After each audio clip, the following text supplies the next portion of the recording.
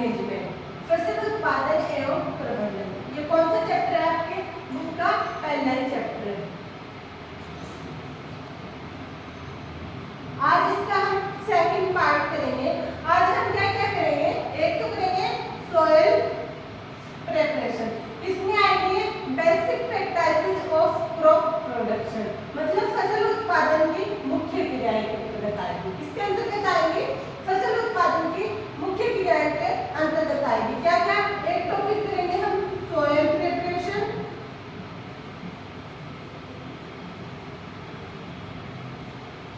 मतलब मिट्टी को तैयार करना।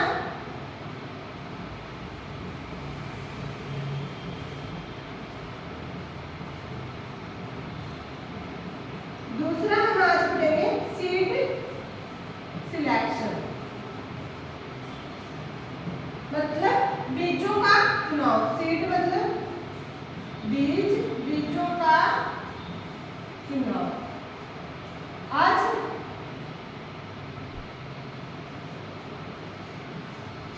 हम ये दो टॉपिक पढ़ेंगे, तो प्लीज वीडियो को पूरा देखिएगा। और साथ ही अपना कल एक पॉइंट रह गया था, उसके बारे में बता देती हूँ हम। कौन सा? Pulses crop, pulses crops. ये कौन सी फसल होती है? दलहन फसल। कौन सी? दलहन फसल, मतलब ऐसी फसलें जिनमें दालों का उत्पादन हो। कौन सी क्रॉप होगी? जिनमें दालों का उत्पादन हो। पल्सेस मतलब क्या होती है? दाल, आपको पता होगा, और सभी ने अपने अपने घर में दाल खाई है। तो आप प्लीज कमेंट बॉक्स में कमेंट करके अलग अलग दालों के एग्जाम्पल देना। ये किसके अंतर्गत आएंगे? पल्सेस क्रॉप के अंतर्गत या दलहन फसल के अंतर्गत आएंगे। अब हम देखते हैं आज के अपने मेन टॉपिक।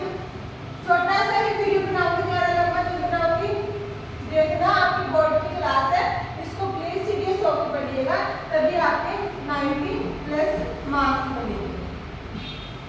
आज हम देखेंगे basic practices of crop production, फसल उत्पादन की मुख्य क्रियाएं। इनमें हम सिर्फ दो चीजें पढ़ेंगे, एक तो सॉइल प्रिपरेशन और दूसरा सीड सिलेक्शन।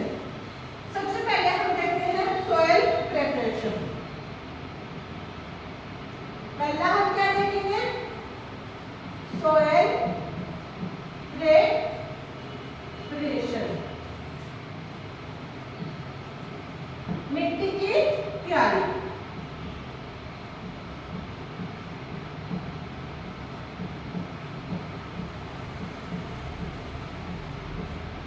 अच्छा, ये बताओ, मिट्टी सबने देखी है, ऐसा ही कोई बंदा होगा जिसने मिट्टी ना देखी है? क्या आपने अलग अलग प्रकार की मिट्टी देखी है? मिट्टी भी बहुत सी प्रकार की होती है। इसके साथ ही साथ सभी मिट्टी फसल के लिए सही नहीं होती, मतलब सभी मिट्टी उपजाऊ नहीं होती, कुछ मिट्टी बंजर भी होती है। तो ऐसी मिट्टी को हम क्या बोलेंगे, या फिर उस खाली एरिया को क्या बोलेंगे? बंजर भूमि। जैसे आपने लाइव ना देखा हो, या तो अगर आप राजस्थान के स्टूडेंट हो तो आपके आसपास कौन सी मिट्टी होगी? मोटी बालू मिट्टी, जिनमें फसल कम होती है। इसका एग्जाम्पल हम लेंगे जैसलमेर, जोधपुर की जो मिट्टी होती है, उनके कण भारी होते हैं, वो उसमें फसल नहीं होती, प्लांट ग्रो नहीं कर पाते।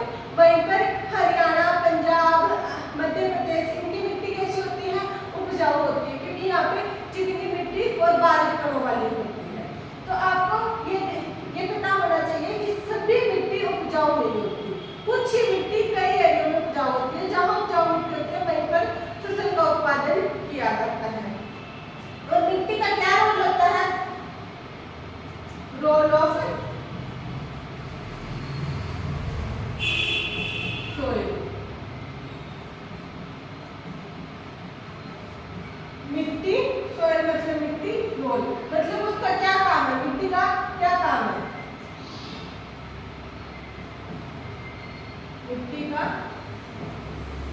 हाँ, अब ये बताओ, पक्की भूमि में इंटरक्रॉप करके भी आपने पौधों को लगा हुआ देखा है? पौधों की जगह हमेशा मिट्टी नहीं होगी। अगर हम घर में भी लगा डालते हैं, वहीं पर कोई बीज लगाते हैं, फूल का पौधा लगाते हैं। तो आपको पता चल गया होगा कि मिट्टी का क्या रोल है। पौधे के लिए मिट्टी की बेसिक रिक्वायरमेंट है, उसके बाद में पानी आएगा, फिर धूप आएगी। पौधे की ग्रोथ के लिए पानी, धूप, मिट्टी, 3 चीजें होनी आवश्यक है। तो रोल ऑफ सॉइल आपको पता चल गया होगा मिट्टी का क्या रोल है। मिट्टी होती है, ये जैसे मिट्टी है और ये कोई पौधा है,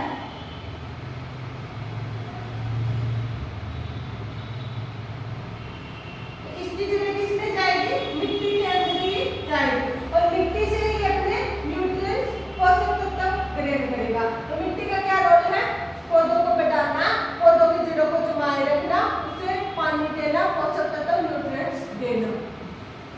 अब हम मिट्टी की तैयारी कैसे करेंगे, प्रिपरेशन ऑफ मिट्टी। तो सबसे पहले हम क्या बनाएंगे, मिट्टी को नरम बनाएंगे। क्या बनाएंगे, नरम, पोली। कैसे बनाएंगे, टिलिंग या प्लगिंग से।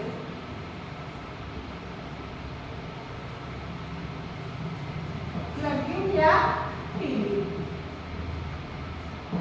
इसका क्या काम होता है, मिट्टी को नरम बनाना, सोइल को नरम बनाना, मिट्टी को नरम बनाना। क्या काम होगा इसका, मिट्टी को नरम बनाना। कैसे बनाते हैं, आपको पहले मैं समझा देती हूँ नरम मिट्टी के क्या फायदे हैं और कठोर मिट्टी के क्या फायदे हैं, फिर उसके बाद में आप देखना प्लगिंग या टिलिंग। समझ में आ गया होगा। सॉइल प्रिपरेशन में हम क्या देखेंगे, प्लगिंग या टिलिंग। इसका क्या काम होता है, मिट्टी को नरम बनाना। अब मैं आपको समझाती हूँ डायग्राम की सहायता से।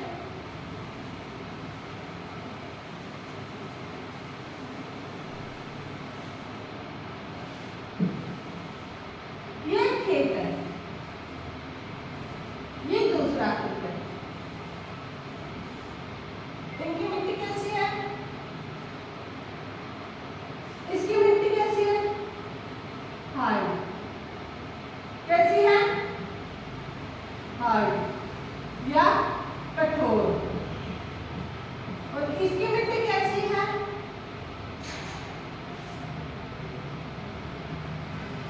नरम।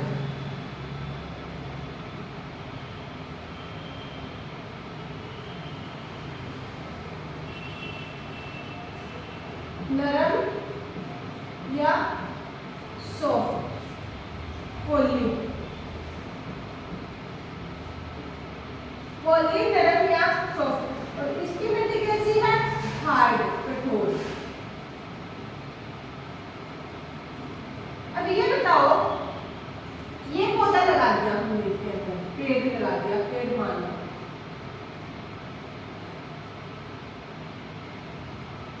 इस कठोर में इसकी जड़ ज्यादा जाएगी या फिर इस एक यहाँ पे पौधा लगाया या पेड़ लगाया,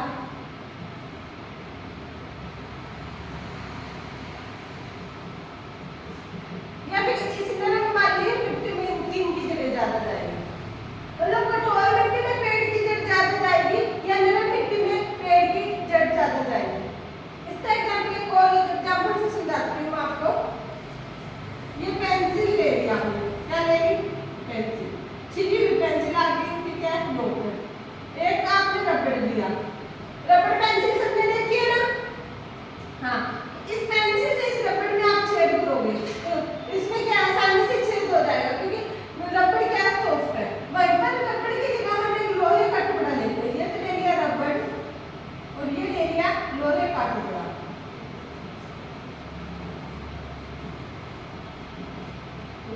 तो क्या इस पेंसिल से इस लोहे वाले टुकड़े में छेद करेंगे, छेद हो जाएगा, नहीं। वैसे क्या है, आप ये मान लो जो नरम मिट्टी है वो तो क्या है, रबड़, और जो हार्ड या कठोर मिट्टी है वो क्या है, लोहे का टुकड़ा। हार्ड मिट्टी में पौधे की जड़ आसानी से नहीं जा पाएगी, मतलब यहाँ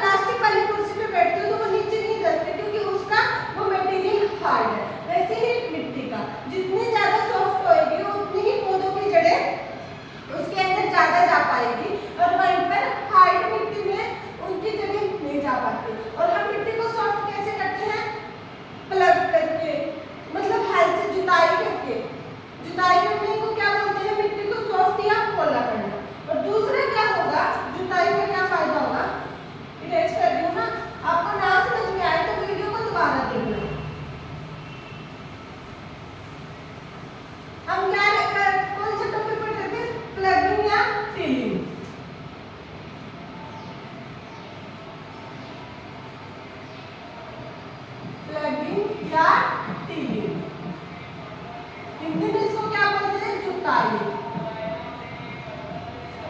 मतलब मिट्टी को नरम करता है, सॉफ्ट करता है। दूसरा क्या होता है, जब हम प्लगिंग एंड ड्रिलिंग करते हैं, जुताई करते हैं, तो जो एक्स्ट्रा घास होती है, एक्स्ट्रा ग्रास, फालतू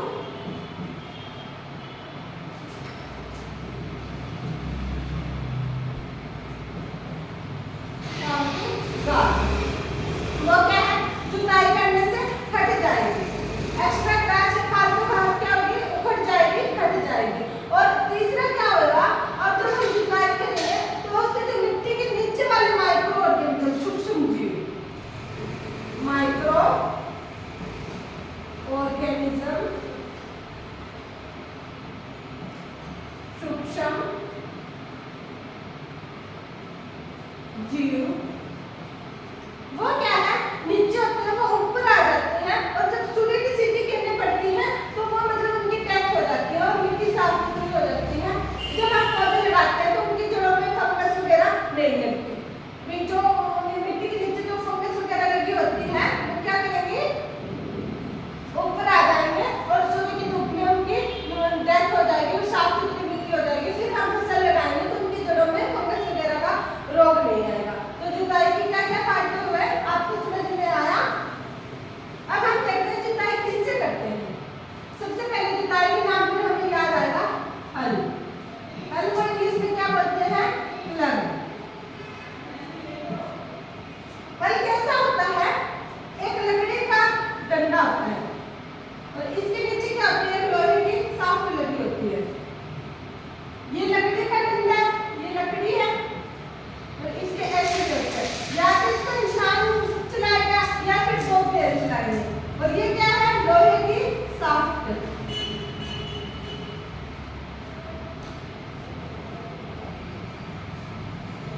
लोहे की साफ्ट होती है तो वो कठोर होगी और जितनी कठोर होगी जब इसको आगे खींचेंगे तो ये मिट्टी को उखाड़ देगा।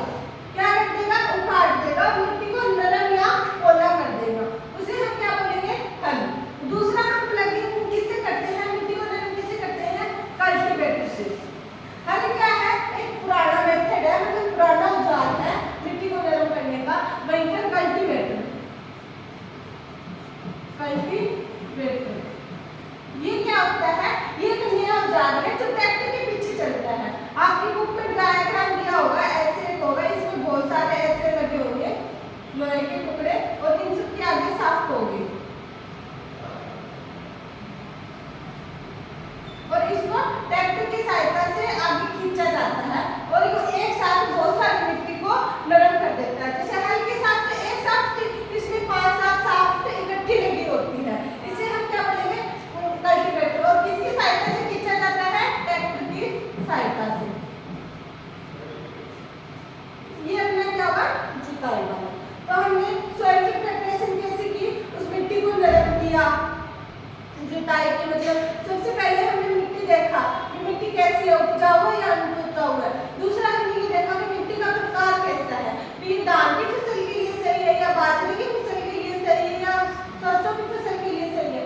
जो मिट्टी जिसके लिए सुटेबल होगी हम उसमें वही फसल लगाएंगे। ऐसे नहीं है कि अगर मिट्टी बाजरे वाली है तो उसमें धान की खेती करते, धान लगा दो, वो लगाने को, लेकिन उसकी ग्रोथ सही से नहीं होगी। अगर ग्रोथ हो भी गई तो लेकिन वो इतनी प्रोडक्शन नहीं दे पाएगा, अपना खर्चा पूरा नहीं कर पाएगा, किसान की मेहनत का रिटर्न नहीं देता। तो हमें ये देखना पड़ता है कि मिट्टी कैसी है। और अब हम देखते हैं अगला टॉपिक, सीड सिलेक्शन।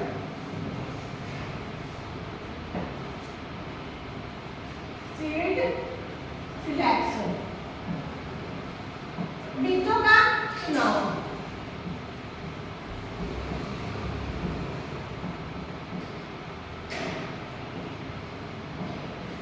अब बीजों का चुनाव